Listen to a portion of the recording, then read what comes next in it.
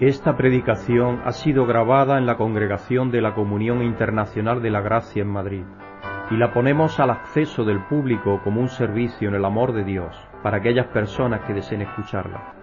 Pedimos que la palabra de Dios tome vida en tu corazón mientras escuches. Muy buenas tardes, hermanos y hermanas, bienvenidos a estar aquí en la presencia del Señor como congregación. Qué bueno que es Dios que nos tiene aquí y nos permite reunirnos en paz y seguridad para darle alabanza y gloria. Así que vamos a orar. Amoroso Dios y Señor, venimos delante de ti, Padre, como congregación, a darte muchas gracias por tu amor y bondad, por tu misericordia, por ser ese Dios maravilloso, Señor, que tú eres, que antes de haber creado nada, ya tenías un plan para compartir tu amor con tu creación.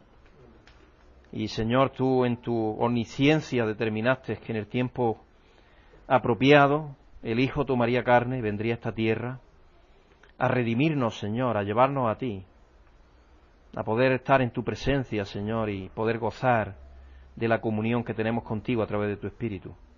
Así que te damos las gracias, Padre, por ello. Te pedimos que nos ayude a apreciar cada día las nuevas criaturas que tú nos has hecho ser en ti, Señor.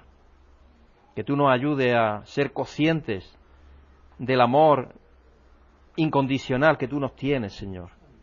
Te pedimos por todos los tuyos alrededor de la tierra, Señor, especialmente por aquellos que están en lugares donde hay persecución, donde hay conflictos, donde están en zonas de guerra, Señor, y no pueden ni siquiera alabarte y honrarte, Señor. Recientemente hemos escuchado que en Argelia están cerrando lugares de culto cristiano, Señor. Sabemos que eso está aconteciendo en el mundo alrededor de la tierra, así que te pedimos, Padre, que tú fortalezca a los tuyos, fortalezca a tu pueblo con la fe a través de tu Espíritu y nos dé la capacidad, Señor, de dar testimonio a los demás en toda situación y circunstancia, incluso si es necesario, estando dispuestos a morir por ello. Así que te pedimos, Padre, por todo tu pueblo alrededor del mundo, especialmente por aquellos que sufren en enfermedad, en necesidad, en dolor, en desconsuelo en sus vidas, que tú los alientes, y te pedimos, cómo no, por todos los que has creado, porque sabemos que tú te preocupas de cada uno de ellos. Tu Hijo Jesucristo, cuando levantó los ojos y vio a todas las personas que todavía no tenían una relación personal contigo, las consideró como ovejas sin pastor. El Señor, tú nos has llamado a ser una extensión de Él aquí en esta tierra durante el tiempo de nuestra vida. Así que te pedimos que nos ayudes a cuidar y manifestar tu amor a aquellos que todavía no conocen de ti. Pidiéndote que por tu Espíritu estés con nosotros en esta tarde y nos ayudes a salir renovados de aquí y conociendo más de ti y de tu voluntad para nuestras vidas. Te pedimos por los hermanos que están aquí en España, en diferentes lugares, igualmente que los servimos a los que servimos en Portugal y en otras partes del mundo, Señor, que tú estés con cada uno de ellos. Te damos las gracias por el liderazgo de esta parte de tu cuerpo, por Joe Takach y su esposa Tammy. Igualmente que te damos también muchísimas gracias, Señor, por Greg William y su esposa Susan, que se han preparado, Señor, para servirte una vez que a final de este año el doctor Takach pase la responsabilidad a ellos. Así que te damos las gracias por ellos, te pedimos que tú estés de una forma especial en sus vidas, con sabiduría y con capacidad de tomar decisiones conforme a tu santa voluntad siempre, dándote gracias y pidiéndotelo en el nombre santo y bendito de tu Hijo Jesucristo. Amén. Vamos a leer en el Salmo 72, que es donde nos corresponde hoy. Salmo 72, 1 al 3, vamos a leer del 18 al 19. Oh Dios, otorga tu justicia al rey, tu rectitud al príncipe heredero. Así juzgará con rectitud a tu pueblo y hará justicia a sus pobres. Brindarán los montes bienestar al pueblo y fruto de justicia a las colinas. El rey hará justicia a los pobres del pueblo y salvará a los necesitados. Él aplastará a los opresores. Versículo 18, bendito sea el Dios y Señor, el Dios de Israel, el único que hace obras portentosas. Bendito sea por siempre su glorioso nombre, que toda la tierra se llene de su gloria. Amén y amén. Este salmo es un salmo de David, y es una oración en la que pide a Dios que le otorgue su justicia y justos juicios, para impartir justicia al pueblo. Y hace referencia al efecto que traerá a su pueblo y a todas las naciones. Y sabemos que así es. Cuando hay un gobernante justo, que gobierna con justicia, hay paz, hay tranquilidad, hay seguridad. Y eso es algo que David le pedía a Dios. Como cada uno de los reyes que sucedían al anterior, en la línea de David, no podían alcanzar este gobierno ideal, justo, universal, porque el propósito era llegar a todas las naciones con ese ejemplo de justicia y de bienestar para todos. Eso es lo que Dios había puesto en la mente del rey. El Salmo empezó a verse con sentido profético en el Mesías. Y nosotros sabemos que encontró su cumplimiento en Cristo. En Él, como Dios, le prometió a Abraham, todas las familias de la tierra han sido bendecidas, más de lo que podemos pensar o pedir. Todas las naciones de la tierra. Y la justicia de Jesucristo se nos ha aplicado a cada uno de los seres humanos. Y por eso cuando reconocemos y aceptamos esa justicia, somos justos delante de Dios y podemos estar en su presencia. Y esa es la diferencia que hay entre la persona que todavía no ha aceptado el sacrificio de Jesucristo y la persona que lo ha aceptado. Así que Jesucristo nos aplicó su justicia a cada uno de nosotros, a todos los seres humanos. Lo que pasa es que la inmensa mayoría no lo saben. Entonces viven en la ignorancia todavía de la pobreza y la miseria espiritual, porque todavía no conocen que Dios los ha hecho ricos a través de Jesucristo. Así que hemos sido bendecidos más de lo que podemos pedir o pensar. Así que podemos decir con el salmista, bendito sea Dios el Señor, el Dios de Israel, el único que hace obras portentosas. Bendito sea por siempre su glorioso nombre. Que toda la tierra se llene de su gloria. Amén y amén. Que así sea, que así sea. Eso es lo que quiere decir la palabra amén. Vamos a pedir que Dios nos ayude a ser más conscientes de que dependemos de Él en todo. Dependemos de Él absolutamente en todo. Si Él no nos sostuviera, como dice Colosenses, el siguiente instante no seríamos. Todo lo que hay es sostenido por Dios. A través de Jesucristo lo sostiene todo. A veces se nos escapa eso, cuando estamos bien y todo eso, pues como si nosotros fuéramos independientes por nosotros mismos. Pero la verdad es que no, la verdad es que dependemos de Dios y para eso nos creó. Porque somos criaturas de Él y entonces dependemos de Él. Amoroso Dios y Padre, Señor. Te pedimos que nos ayudes cada día a ser más conscientes de que dependemos de Ti en todo. Del aire que respiramos, del alimento que nos nutre en nuestros cuerpos, de la salud que podemos o no podemos tener, Señor. Dependemos de Ti en cada instante. Dependemos por encima de todo de Ti para la vida eterna, Señor. Es algo que nosotros de ninguna de las maneras podríamos haber logrado, porque estábamos destituidos de Tu gloria, Señor. Por el pecado estábamos apartados de Ti y alejados de Ti, y dándote la espalda y caminando en dirección contraria a Ti. Y sabemos que todo lo que está fuera de Ti va a perecer. Así que, Señor, sabemos que dependemos de Ti, especialmente en la salvación. Tú nos la has dado gratuitamente a través de Tu Hijo Jesucristo, pero yo te damos gracias y te pedimos, Padre, que nos ayude a ser conscientes cada día de que cada instante de nuestras vidas dependemos de Ti en todo y cada uno de los aspectos de nuestras vidas, dándote gracias, Padre, y alabándote, porque podemos depender de Ti, porque Tú eres un Dios que no cambia y que suples todas nuestras necesidades, dándote gracias y pidiéndotelo en el nombre de nuestro Salvador Jesucristo. Amén. Cuando leí que el alcohol era malo, dejé de leer. En la clase de lenguaje de Pepito, la maestra le hace una pregunta. Pepito, si digo yo robo y lo conjugo al presente, ¿cuál es el presente? Pues la cárcel. Había aprendido algo, muchacho. ¿Cómo se puede conseguir que Windows vaya más rápido? Dejando caer el ordenador desde un lugar lo más alto posible. Hoy vamos a estar tratando un tema. ¿Qué puedes hacer en realidad? ¿Qué puedes hacer en realidad? Y conforme lo desarrollaremos, os daréis cuenta de que estamos hablando. Porque hemos estado orando de que dependemos de Dios, y esa oración que hemos hecho tiene conexión con el mensaje de hoy. Vamos a pedirle a Eladio que nos lea la escritura central del mensaje de hoy, que se encuentra, en realidad son dos escrituras, en Juan 15:5, que ya la leímos el otro día, y en Filipenses 4, versos 2 y 13. Buenas tardes, hermanas y hermanos. Dios os bendiga a los que estáis aquí y a todos los que escuchéis esta grabación. La escritura central del mensaje de hoy se encuentra en el Evangelio de Juan, capítulo 15, versículo 5, y dice lo siguiente: Yo soy la vid, vosotros los pámpanos. El que permanece en mí y yo en él, éste lleva mucho fruto, porque separados de mí nada podéis hacer. En la segunda parte se encuentra en Filipenses 4, versículos 12 y 13, y dice lo siguiente: Sé lo que es vivir en la pobreza y lo que es vivir en la abundancia. He aprendido a vivir en todas y cada una de las circunstancias, tanto a quedar saciado como a pasar hambre, a tener de sobra como a sufrir escasez. Todo lo puedo en Cristo que me fortalece. Muchas gracias, Eladio. Estas dos escrituras nos hablan del desafío que todos antes o después tenemos que enfrentar. ¿Nos creemos que somos autosuficientes y por lo tanto no dependientes de Dios?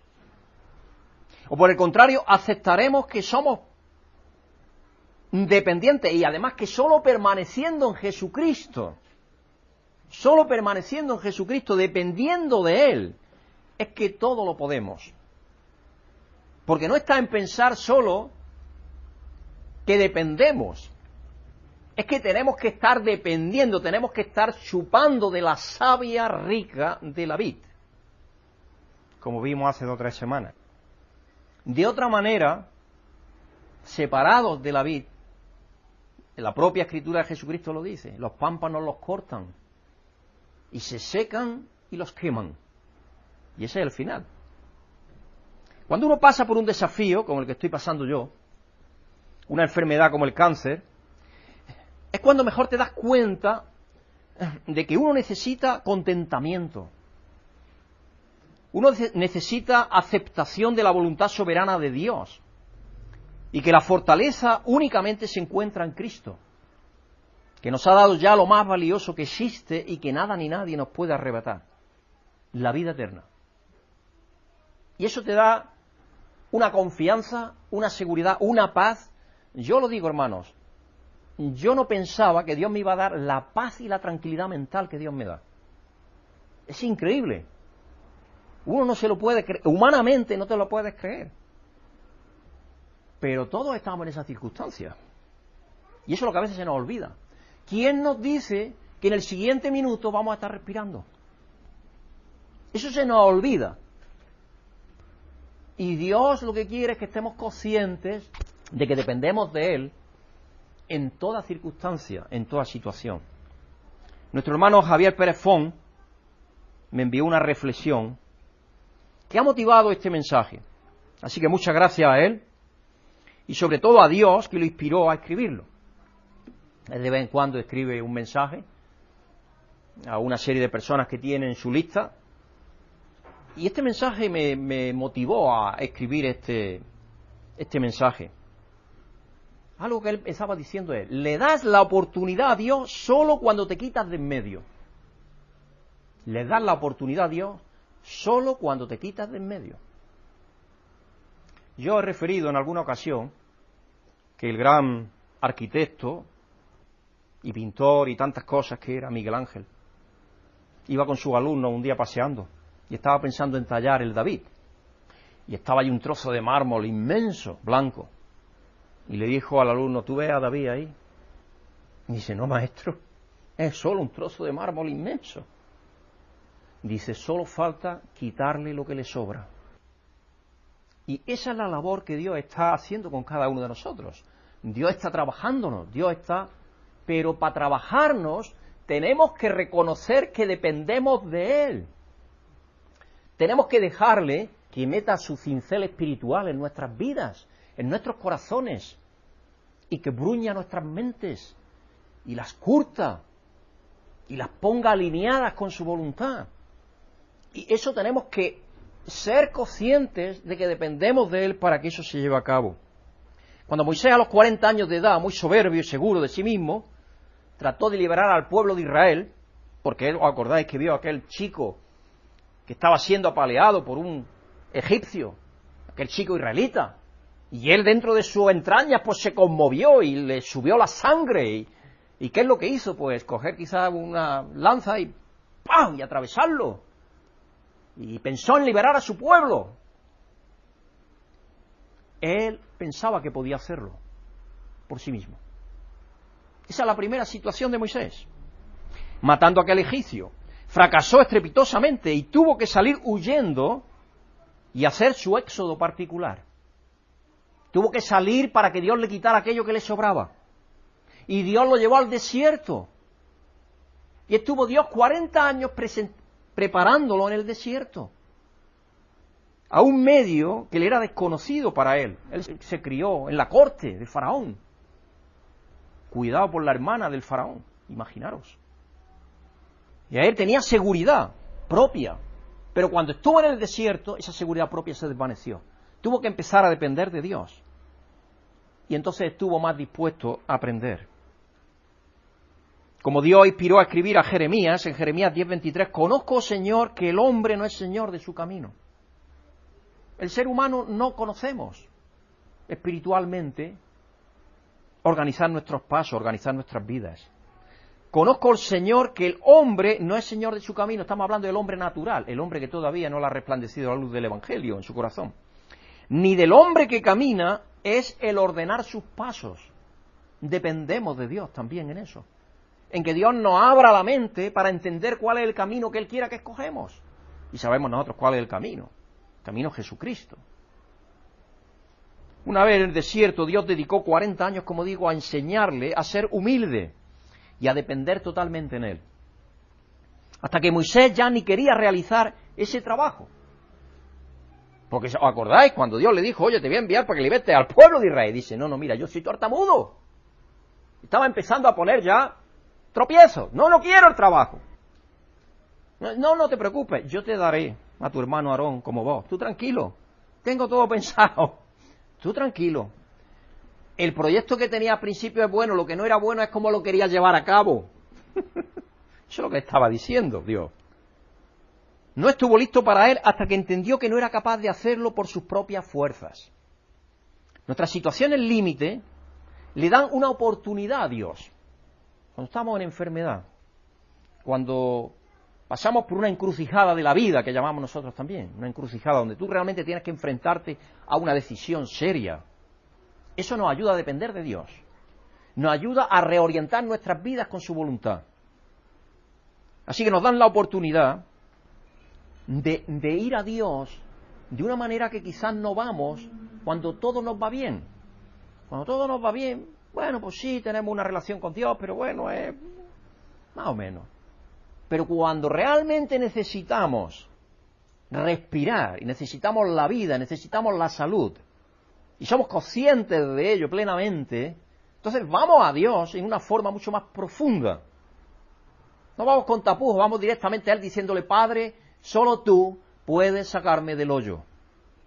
Yo no puedo salir.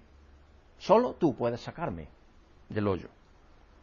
Y de Noel está tratando de aprender inglés, y le doy las gracias a Eladio que está enseñándole algo. Yo recuerdo cuando fui ambassador. Yo lo he contado varias veces. Yo fui a Barcelona desde Andalucía, que vivía entonces.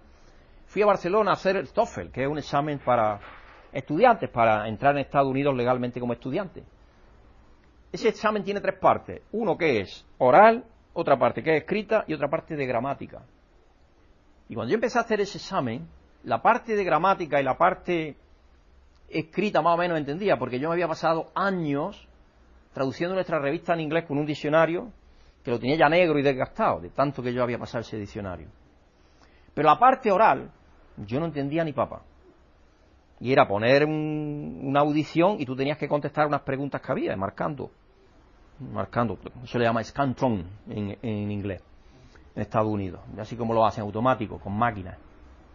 Y yo le dije a Dios, Señor, si tú quieres que yo vaya a estudiar, aquí estoy, tengo la mano y el lápiz.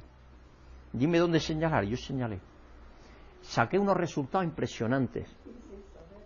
Saqué un 8. Pero aquí viene el problema. Cuando llegué a Estados Unidos, pues claro, fuimos 3 meses antes para hacer un curso intensivo de inglés para estudiantes. Y el que lo daba era un levita, Joseph Levy. Este hombre era el que daba el curso. Él había venido aquí a España, a retiro y todo eso, y habla español muy bien, habla muy bien español. Inglés también habla. Entonces, él empieza a hablarme a mí en inglés, cuando yo voy allí. Y yo puse una cara de espanto, de que no entendía absolutamente ni una palabra. Y me dice serio mirándome, Pedro, ¿tú qué haces aquí? ¿Cómo has llegado? Yo le digo, pregúntale a Dios. Digo, si tienes quejas, a él se las dice, a mí no. Yo fui, tomé el examen y todo, pero a él les dice. Pero yo recuerdo que cada día, una de mis oraciones era de rodillas allí en unos cuartitos que había de oración, en la universidad. Padre, si me has traído aquí, ayúdame. Ayúdame con esto. Porque fácil no es. Hay que ponerle empeño. Hay que ponerle sacrificio. Hay que dedicarle horas. Pero es un desafío que nos ayuda a estar más cerca de Dios. Y es de lo que estamos hablando. Igual hizo Dios con Moisés. Cuando llegó a prepararlo, tuvo que manejar su vida por diferentes lugares hasta que realmente lo tenía preparado. Y Dios así es como actúa. Cuando hemos agotado nuestras posibilidades, es que le abrimos las puertas para que Él empiece a intervenir. Por eso lo que decía Javier, le das la oportunidad a Dios solo cuando te quitas de en medio, cuando reconoces que por ti no puedes. Ahí le das la oportunidad a Dios. A veces Dios tiene que quebrantarnos y ese proceso no resulta nada agradable, casi te dan ganas de morirte, pero así luego estás dispuesto a vivir por Jesús. Solo después de la muerte del ego puede renacer la vida. En Juan 12, versos 24 y 25. Ciertamente, dice Jesucristo, os aseguro que si el grano de trigo no cae en tierra y muere, se queda solo. ¿Somos conscientes de que tenemos que morir? Yo creo que sí, todos somos conscientes de eso. Nosotros entregamos nuestras vidas a Jesucristo el día de nuestro bautismo, el día que le entregamos nuestra vida a Dios, dejamos nuestra vida atrás. Ciertamente os aseguro que si el grano de trigo no cae en tierra y muere, queda solo. Pero si muere, produce mucho fruto. Cuando nos damos por muertos, cuando sabemos que por nosotros no podemos nada, entonces Dios levanta cosecha. El que se apega a su vida, la pierde. En cambio, el que aborrece su vida en este mundo, la conserva para vida eterna. El apóstol Pablo es un ejemplo de pasar de creer que lo podía todo por sí mismo y que haciéndolo creía que estaba sirviendo a Dios, a darse cuenta de que en realidad no podemos hacer nada por nosotros mismos.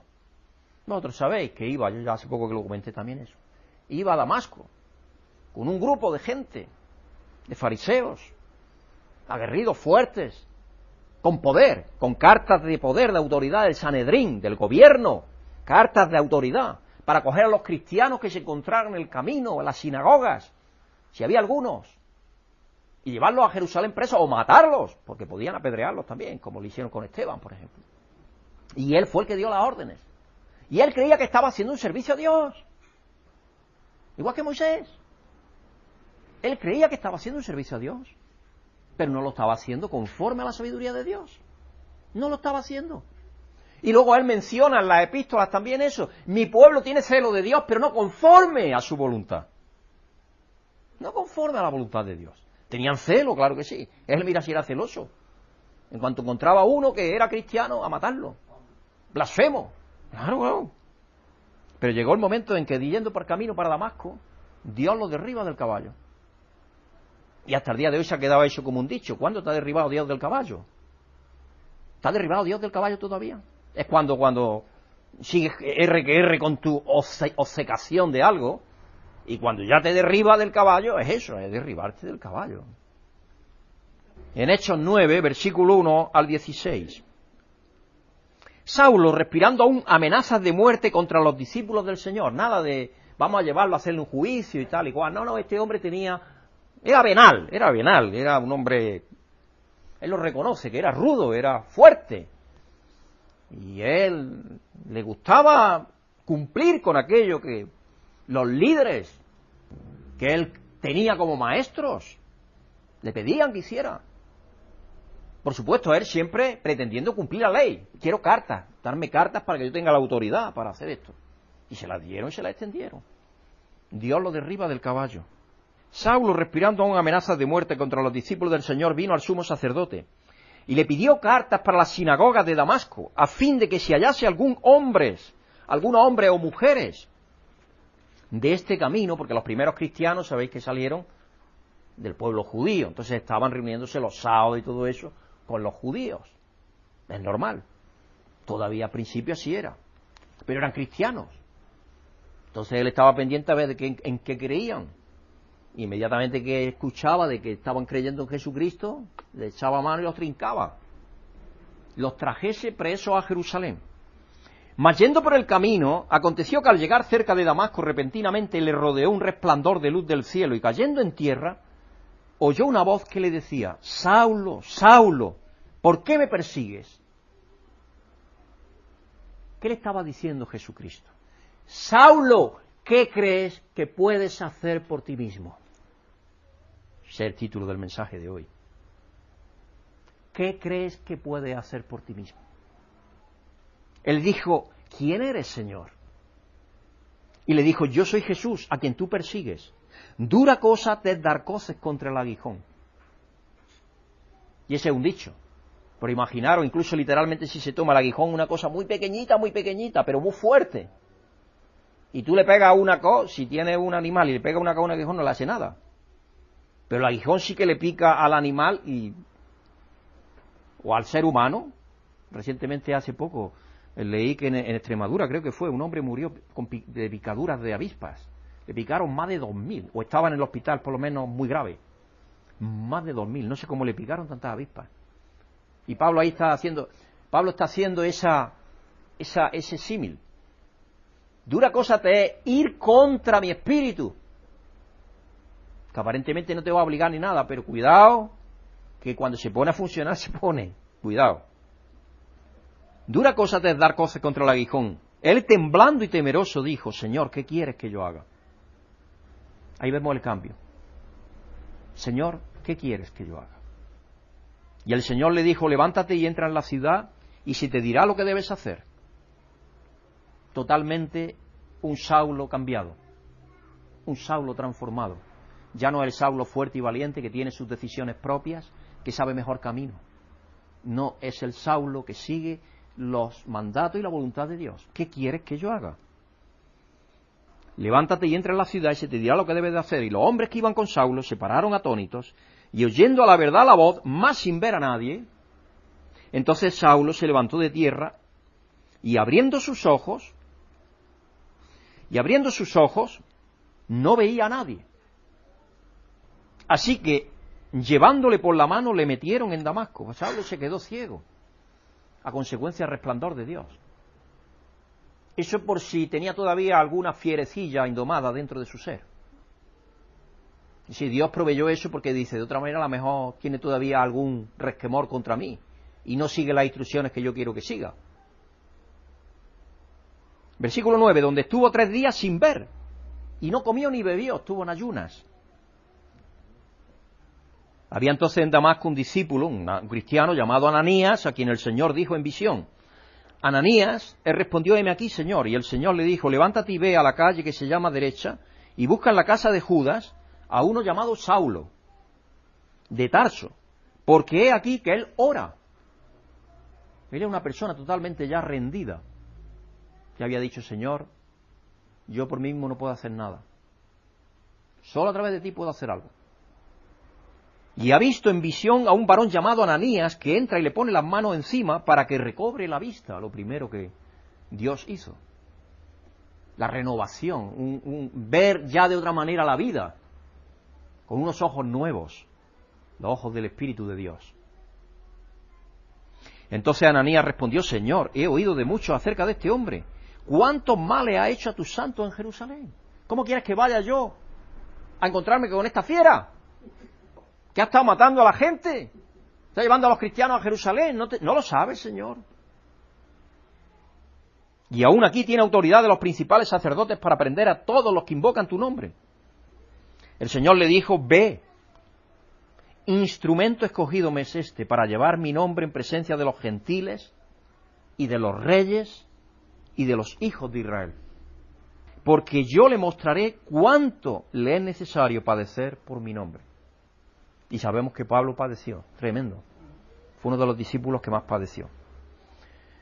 Cuando descubres a las duras o a las maduras que Dios no te ha hecho para ser autosuficiente e independiente, sino para depender de Él y vivir por Él y para Él, entonces aceptas que no eres tú quien vives, sino que Cristo vive en ti.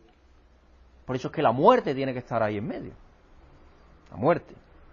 Y el apóstol Pablo escribió, como sabéis, en Gálatas 2, 20, 21, he sido crucificado con Cristo. Y luego él explica que eso se llevó a cabo el día en que Cristo fue crucificado. Él nos abrazó a todos y nos crucificó a todos con Él. Y nos llevó a la tumba a todos con Él. Y resucitó con nosotros en sus brazos a todos los seres humanos. Y nos ascendió al cielo, dice en Efesios, con Él. Eso es lo que dice la palabra de Dios. Y espero que no la creamos, porque esa es la palabra de Dios santa y bendita. Y tiene cosas maravillosas, muchísimo más de lo que podamos pensar o creer. Esa es la realidad que a través de Jesucristo tenemos. Hemos llegado ya a la meta. Dios nos ha llevado ya allí. Nos ha dado la corona de vida. Somos vencedores en Cristo. Más que vencedores, dice Él. Ya nos ha llevado allí. Ahora hay un problema. ¿Qué crees que puedes hacer por ti mismo? Ese es el problema. Ese es el problema al cual tenemos que enfrentarnos toda nuestra vida. Mientras estemos en este pellejo, en esta tienda que se va desgastando. Ese es el problema que tenemos que hacer frente, cada día. ¿Qué crees que puedes hacer por ti mismo? Sin la ayuda de Dios. He sido crucificado con Cristo, ya no vivo yo, sino que Cristo vive en mí. Lo que ahora vivo en el cuerpo, lo vivo por la fe en el Hijo de Dios, quien me amó y dio su vida por mí. No desecho la gracia de Dios. Si la justicia se obtuviera mediante la ley, y él sabía mucho de eso, porque es lo que había hecho la mayor parte de su vida, cumplir la ley, aunque nadie la puede cumplir perfecta, solo Jesucristo, por eso vino, para que la ley no fuera quebrantada tampoco, Cristo habría muerto en vano, reconocer. Entonces él está hablando ahí de la gracia. No confío nunca más en mi capacidad para salvarme a mí mismo. Eso es lo que Pablo estaba diciendo. No confío nunca más para salvarme a mí mismo. Porque él creía que haciendo lo que estaba haciendo, yendo a Damasco a matar cristianos y todo eso, estaba salvándose. Eso es lo que él creía. Que estaba haciendo la voluntad de Dios. Pero Dios le dijo, no. Lo que tienes que hacer es aceptar lo que yo te doy gratuitamente. Pero para ello tienes que morir a tu viejo ser. Y vivir de nuevo. Como un ser que comprende, acepta y reconoce que por sí mismo no puede hacer nada. ¿Crees que puedes hacer algo en realidad? Nada por ti mismo. Tú y yo estamos muertos. Si es que ese es el punto, es que estamos muertos. Y menos mal que es así, de otra forma no estaríamos salvos. En la muerte de Cristo todos morimos. En la resurrección de Cristo todos resucitamos. Y Dios vino a morar en nosotros por medio del Espíritu Santo. Y es en esa realidad que tenemos que estar con contentamiento. Cualquiera que sea nuestra situación. Y podemos decir, como escribió el apóstol Pablo, todo lo puedo en Cristo que me fortalece. Cualquiera que sea la situación. Cualquiera. A mí no se me olvidará una persona que íbamos, yo lo comentaba esto alguna vez, estando de asistentes ministeriales, de misioneros en Chile, Brígida y yo, íbamos a visitar a una persona, no recuerdo si era en Concepción o Temuco, eso ya no lo recuerdo, pero una persona que tenía todo su cuerpo ya deforme, los huesos ya estaban totalmente, y esta persona tenía dolores continuos. Y la medicina del año 86 no es la que hoy hay para el dolor y todo eso. Hoy hay unidades del dolor en la mayoría de los hospitales. Pero en aquel tiempo no.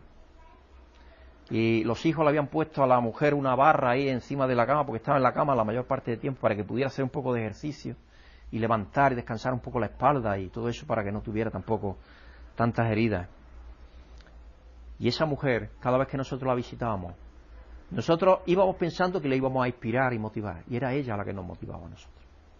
Porque ella tenía claro eso. Todo lo puedo en Cristo, que me fortalece. Todo. Y estaba en una situación física lamentable. pero la alegría, el contagio, la esperanza, la fe, la fortaleza, la inspiración que transmitía esa mujer, eso era algo increíble. Ya era bastante anciana. El apóstol Pablo dice en Filipenses 4, 12 al 13, sé lo que es vivir en pobreza y lo que es vivir en la abundancia, porque Pablo pasó por todas las situaciones. He aprendido a vivir en todas y cada una de las circunstancias, tanto a quedar saciado como a pasar hambre. Pues muchas veces cuando iba a predicar el evangelio a ciertas áreas, mundo gentil, nadie le ayudaba, todo lo contrario allí. Entonces tenían que mandarle, los hermanos de otras partes le mandaban, especialmente de Filipos, le mandaban, porque los corintios estaban muy dispuestos, pero luego no siempre estaban dispuestos a hacer lo que tenían de disposición, tenían un ánimo muy bueno, pero luego no lo hacían. Y él ahí en el capítulo 8 y 9 de 2 Corintios, si queréis leerlo, podéis leerlo y vais a ver qué es lo que pasaba ahí. Porque primero eran muy espontáneos, queremos ayudar para hacer esto y lo otro y lo demás. Y entonces él tuvo que, porque había necesidad en Jerusalén y en Palestina, tenía que llevar a los hermanos en Palestina algo para comer, para que comieran esas personas, porque había una sequía tremenda de 3 o 4 años, y había hambre, verdadera hambre. Entonces los hermanos tenían que cuidarse el uno al otro. Y ellos habían sido los primeros, es decir, nosotros inmediatamente vamos en ese proyecto, ahí estamos. Pero luego después, cuando él llegó, le mandó una carta anticipadamente porque no habían hecho nada. Y dice, esa disposición de ánimo que tuvisteis tan previa, hacerla realidad, para que cuando yo vaya, no tenga yo que meter mano. Y él había pasado por situaciones de necesidad y de pobreza, de miseria, de persecución, de falsos hermanos, de su pueblo, de todo. Él había experimentado de todo, latigazos, de todo lo que podáis imaginar, apedreamiento, naufragio, él lo menciona varias veces. Así que él sabía vivir en cada circunstancia, tanto a tener de sobra como a sufrir escasez. Todo lo puedo en Cristo que me fortalece. Esa es la base. La base es todo lo puedo en Cristo que me fortalece. Él, tú y yo, errados, pensábamos que éramos capaces de ser autosuficientes e independientes de todo. Pero ese tú, él, mí y yo están muertos. El día que le entregamos nuestra vida a Jesucristo, ese día murió ese yo. Ese yo se quedó atrás. Y nuestra verdadera vida, la vida nueva, está escondida en Cristo. Y el apóstol Pablo nos lo dice ahí en Colosenses 3, 1 al 4. Y hay una parte de las Escrituras de las que realmente me encantan. Una parte que me conmueve siempre que la estudio o la leo. Fijaos lo que dice, ya que habéis resucitado con Cristo, lo que estábamos hablando antes, la resurrección de Jesucristo, todos resucitamos. Todos, sin excepción. Incluso el más miserable que haya por ahí por las calles, drogadicto, lo que queráis, también no lo sabe todavía. Pero Cristo lo levantó ya. Para Cristo ya está levantado. Tiene que enterarse de que es así. Entonces responderá a lo que ha recibido de Dios. Mientras tanto, pues está viviendo en la ignorancia y en el pecado, como estábamos todos nosotros, como dice el apóstol Pablo en Efesios 2. Así andábamos nosotros también, en nuestra ignorancia todavía. Ya que habéis resucitado con Cristo, buscad las cosas de arriba donde está Cristo sentado a la derecha de Dios. Concentrad vuestra atención en las cosas de arriba, no en las de la tierra. Ahí vemos el hombre nuevo, la persona nueva. Moisés al principio pensaba que él podía, Pablo pensaba que él podía por sí mismo hacer las cosas a su forma, a su manera. Pero luego después de que muere y nace de nuevo, nace de Dios, entonces ya empieza a ver las cosas de otra manera. Y entonces Dios nos dice concentrar vuestra atención en las cosas de arriba, no en las de la tierra. Pues vosotros habéis muerto y vuestra vida está escondida con Cristo en Dios. Nuestra vida está escondida con Cristo en Dios. Cuando Cristo, que es vuestra vida, se manifieste, entonces también vosotros seréis manifestados con Él en gloria. Es maravilloso saber que Dios nos ha llevado ya, que nuestra vida está segura en sus manos, que tenemos que cada día contestar a la pregunta esa: ¿puede hacer algo por ti? No. Tenemos que contestar: todo lo puedo en Cristo que me fortalece. Por mí mismo no puedo nada. De modo que si te sientes incapaz o incompetente, ánimo. Y bienvenido a la realidad de la vida cristiana, que no trata de que tú puedes hacer o de lo que tú puedes hacer, sino de lo que le permite a Cristo hacer por medio de ti. Es precisamente en esas circunstancias cuando Dios tiene ocasión de intervenir y obrar como le parece mejor, porque Él tiene un plan para nuestras vidas, para cada una de nuestras vidas tiene un plan. A fin de cuentas, solo Él puede lograrlo. Así que dale la oportunidad. Tú despreocúpate y déjalo obrar entregándole tu voluntad. Cada mañana, dile, Señor, quiero que se haga tu voluntad, no la mía, en mi vida. Guíame para que eso sea una verdad. Deseo terminar con una historia que me enviaba recientemente nuestro hermano Matías Kuch, que creo que apostilla lo que hemos visto de nuestra incapacidad por nosotros mismos y nuestra absoluta dependencia en Dios. Qué difícil es el ser humano. Nacer no pide, vivir no sabe y morir no quiere. Sopesa los 3 últimos deseos de Alejandro el Grande. Dice que encontrándose al borde de la muerte, convocó a sus generales y les comunicó sus 3 últimos deseos. El primero, que su ataúd fuese llevado en hombros y transportado por los mejores médicos de la época.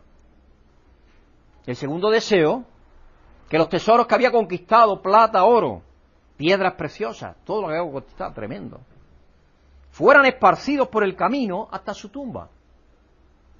Conforme el féretro iba caminando, iban esparciendo sus sirvientes todas las riquezas de él. Y el tercer deseo, que sus manos quedaran balanceándose en el aire, fuera del ataúd, y a la vista de todos. Supongo yo que pero si le inyectaron ahí lo que sea, pues seguramente que los médicos de esa época ya sabían inyectar algo. Un tipo de embalsamamiento para que no se cuajara la sangre y los músculos y los tendones y todo eso, porque si no se quedaba rígido, como sabéis que se quedan los cuerpos, y frío. No hay cosa más fría que un cuerpo muerto. Uno se sorprende al tocarlo. Uno de sus generales, asombrado por tan insólitos deseos, le preguntó a Alejandro cuáles eran sus razones para hacerlo así. Y él le contestó: primero, quiero que los más eminentes médicos carguen mi ataúd para así mostrar que ellos no tienen ante la muerte el poder de curar. La muerte nos va a llegar a todos. La muerte física de este cuerpo. Ya hemos pasado por la más importante, pero nos queda para recibir la herencia, la plenitud de la herencia, pasar por esa, cuando quiera que llegue. Y la verdad que él está diciendo es ciertísima. Ninguno de nosotros tenemos ningún poder sobre la vida. Ninguno. Quiero que el suelo sea cubierto por mis tesoros para que todos puedan ver que los bienes materiales aquí conquistados, aquí permanecen y no tiene poder alguno para darte la vida. Puedes ser el más rico del mundo, pero ¿de qué te vale? Cuando llega la hora definitiva, no te vale de nada. De nada. No vale para nada. Quiero que mis manos se balanceen al viento para que las personas puedan ver que venimos con las manos vacías y con las manos vacías partimos. Cuando se nos termina el más valioso tesoro, que es el tiempo. El tiempo es el más valioso tesoro que tenemos. Al morir, nada material te llevas. El tiempo es el tesoro más valioso que tenemos porque es limitado. Estamos hablando de los tesoros físicos. La vida que Dios nos da, el tiempo que Dios nos da de vivir. Eso es lo más valioso a nivel físico que tenemos. Podemos producir más dinero, pero no más tiempo. Cuando le dedicamos tiempo a una persona, le estamos entregando lo más valioso y que nunca podremos recuperar. El mejor regalo que le puedes dar a alguien es tu tiempo, y siempre se le debe dar a la familia y a los amigos. ¿Cuánto tiempo le estás dedicando a Dios, que es el que te ha dado la verdadera vida? ¿Qué crees que puedes hacer en realidad? Reconocer que no fuiste creado para ser independiente y autosuficiente, sino para depender absolutamente de Dios y vivir la nueva vida, para que ya no seas tú el que vive, sino Cristo viviendo en ti. Hermanos y hermanas, que Dios bendiga y que nos ayude a cada uno de nosotros a ser conscientes cada día, en cada momento de nuestras vidas, que por nosotros mismos no podemos hacer absolutamente nada, pero que Dios, por medio de su Espíritu viviendo en nosotros, todo lo podemos hacer en Él.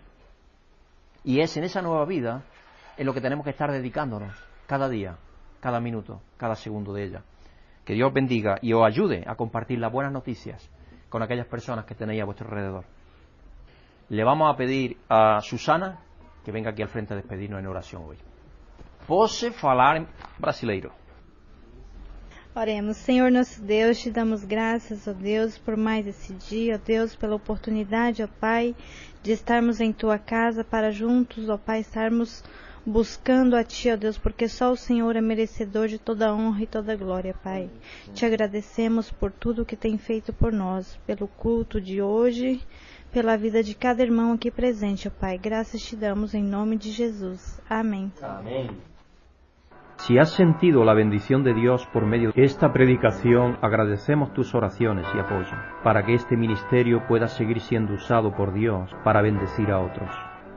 Pedimos que el amor y la paz de Dios, que sobrepasa todo conocimiento, llenen tu vida.